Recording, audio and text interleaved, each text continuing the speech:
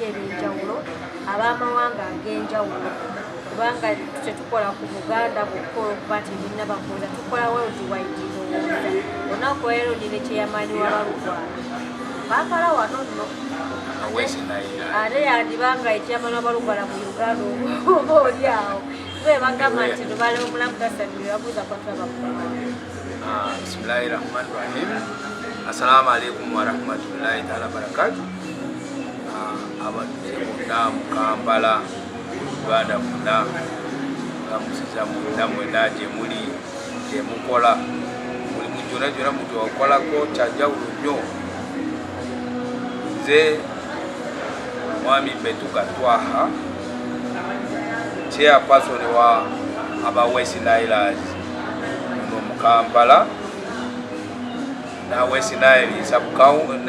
sub-region na ababwe bonna abatwala. Nze sigenda kuyita Twaha sigala kuyita Limenoko kakakwetire Mulugwala. Yes. Mulugwala oli mu Kampala kati oludde mu Mulwale naye bwe tugawe nga nze we nagamba nti mamumale banzaala Masaka Bisanje osibuka wa West Nile? West Nile nasibuka ku Yumbo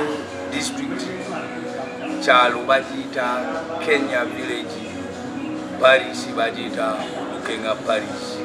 division bagiyita Odavu division Aringa South wala nnyo munna kilometers 6 tunona nnyo kirabika era ninako yeru wali ku nnyindo weeri kutama wano kati wano saidi nazimulaka otyotya kukibuga Kampala olugendo olulazime oyingira otya Kampala basi mwangu maama ensonga yakuyingira Kampala si mwangu kituufu okuva ku village nakyogedde mabega tulidde okuva eri paka wano nalinyako loole ey'amatooke ya Luwongo nga aleetamu entungo omagaswayi mutunda nnyo entungo na binyeebwa nga bamususeko ng'abeerako bwati loole n'agenda wali Yumbe natikako entungo na binyeebwa ng'aleeta Kampala n'alinako loole kuva waffe twatambudeko lunaku 3 waawo ebiseera ebyo nga kolasi tanaba kubeerawo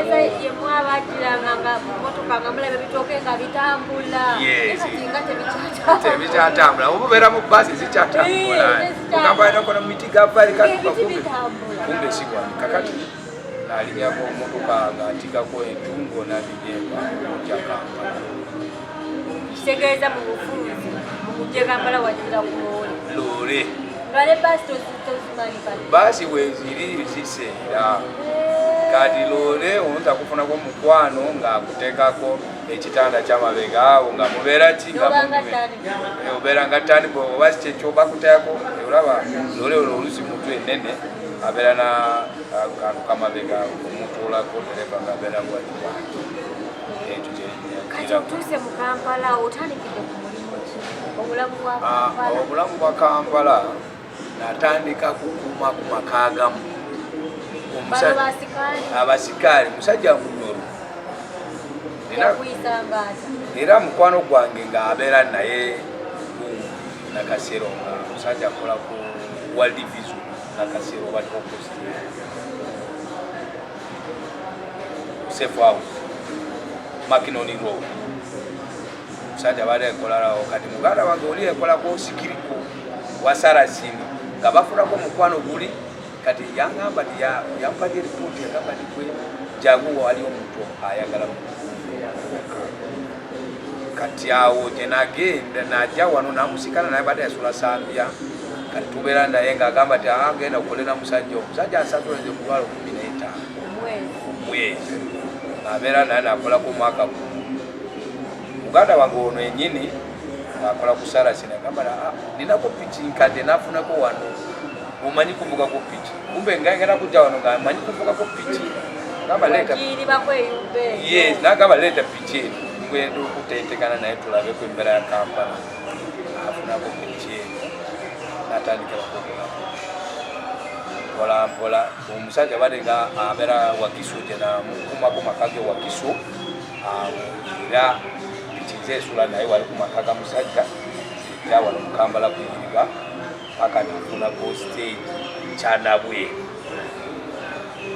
Chanabweru natikirira paka nafuna ko tenga wali wachiko katali bajonda bakati eno je wansana nagenda kuwa bufuzi ya boda na ebisera bisoka nagamba nti njagala kubeera kufuka ko chairman wa national baboda Gia sinina gesi mali Uganda simali Uganda ngajogera Luzungu Swahili na Luganda kati awo tuli babiri wali omwamba mutaziraba wa NR bagamba ni mulugwala wa FDC mugera mu akutitira muliro gali awo former mayor wa division wa NASA na bamwita Zunguga andi Chizitu gamba litemu mwako mulugwala lwaki bansosola bagenda kusosola abasajja bayimireko olaba eri ebeera kumugongwe nafunako abantu abajendi bange bagamba abantu bangi meya agenda kujja meya yajjako bantu baza kuwazira bale tuli bantu basatu wale bamwita Saulembo obeera Kafuza Saulembo nadduka kulayi abo banyimako kati ya namba 2 ila namba kukuna nayagala ku eri kisanja jaweddeko kisanja namba 2 ila najja nafuna ko challenges ezi bali bagamba ti omulugwala ajja kufuga wano mu Buganda lwaki tatta waabwe omulugwala ubaluwa musajja tamali Luganda kati lwaki mumweko kalulwa berako chairman wa division bitya sende je mugenda kufuna wano muyagala musajja atwale sende za matwa agende naye mumweko kalutuja kuwamba buwamba chairman defense wa Wakiso district na bamwita Yiga Hassan yayogede yakube ko chikono nanga bwe musiramu dala ngokuba ko chikono musiramu nange yangu bako baati isonga zino ligenda paka nasigala gamba nti wali tamu oba mukola ko basoka kukozesa nze kuwandika ko constitution ya division abajwandika ko bangu wa kati obagamba bakutwako municipality bagamba ni municipality gweri kati mulugwala aberako general secretary wa municipality kati badendi paka sawo nze chali general secretary wa municipality tebana kulonda kuchagenda maso chali Kampala kati maze 10 years above 10 years above kati nze kubanga olaba musota je sala ko bwanti olaba bitege okay besa jo ya segende mu Lugwala onako olwale no samulide mugendole mu kuyigira Kampala yajira kulole njakuwa mu batulisako ko ennaku loze ebirundi ng'esatu mu wiiki ajja kuba tulambulira embeera nga bwetambula mu bulamu bwabwe naddala mu kibuga Kampala so nerye waabwe bazaalwa kuwa enyumba yo gye wava ekonomikale kuyimiridde kutya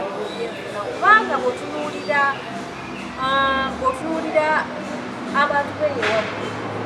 99% kuwagira kitege naye kyebuuza gavumenti munafubyemu azine baagalaga bwemujaga mama wewale nnyo wewale ddala mama male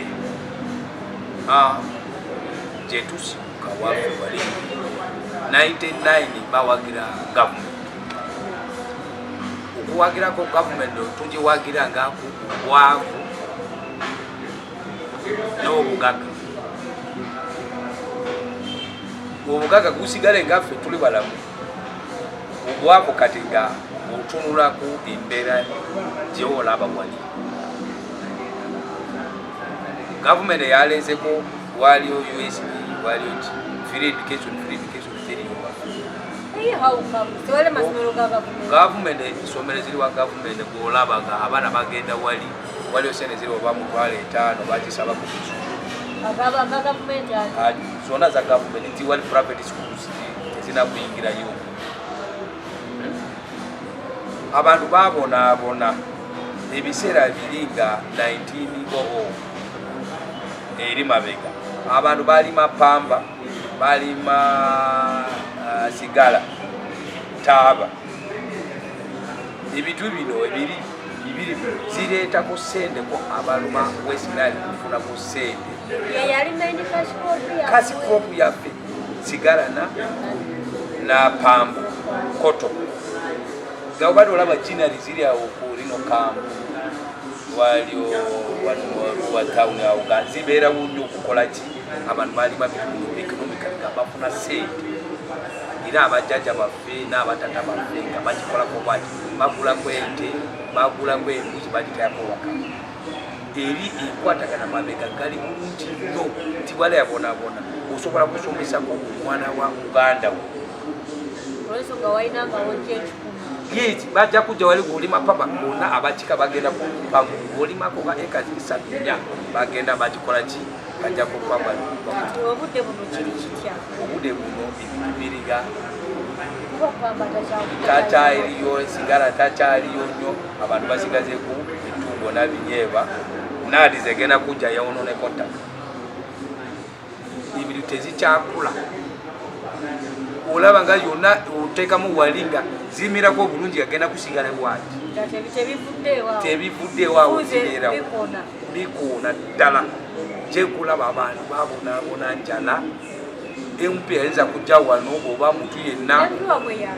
empi wange mu Aringa South bamuyita ya yo